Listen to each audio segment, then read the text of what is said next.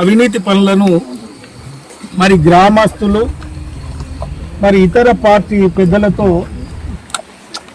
పరిశీలించడం సందర్శించడం జరిగింది.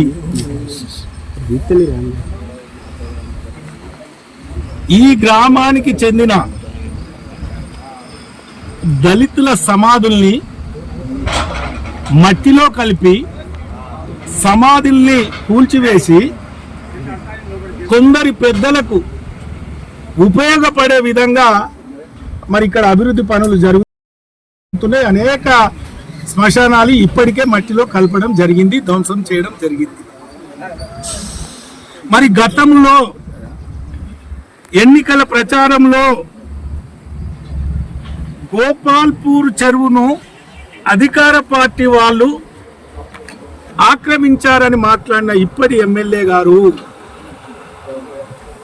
మీరు అధికారంలోకి వచ్చి 3 సంవత్సరాలైంది, ఎందుకు ఈ చెరువుకు 23 ఎకరాలున్న ఈ చెరువును ఎందుకు ఎఫ్టీఎల్ ఫిక్స్ చేస్తలేవు?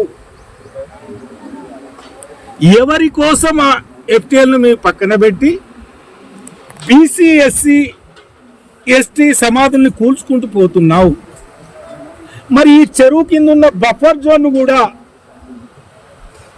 జరపకుండా ఎవరి కోసం సమాధుల పైన మట్టి పోస్తున్నావు, సమాధుల్ని కూలగొడుతున్నావు? దీనికి సమాధానం చెప్పాలి. నేను 10 సంవత్సరాలు శాసనసభ్యునిగా ఉన్నప్పుడు మరి ఇక్కడ వచ్చే వరదల్ని తట్టుకోవడానికి ముఖ్యమంత్రి గారి సహకారంతో 70 కోట్లతో మరి డక్ట్ ఏర్పాటు చేసినాం. నిర్మాణం పూర్తయింది. మొన్న వచ్చిన వర్షాలకి ముందస్తుగా షట్టర్లు లేక అధికారులను అలర్ట్ చేయక సమీక్షలు చేయక మళ్ళీ మీరు ముంపుకు గురి చేశారు. షట్టర్లు ఎత్తిన తర్వాత ఏ విధంగా నిలిపోయినో ఈ గ్రామస్తులకు ఇక్కడ ఉన్న కాలనీ పెద్దలందరికీ తెలుసు. చేయాల్సిన పని చెయ్యక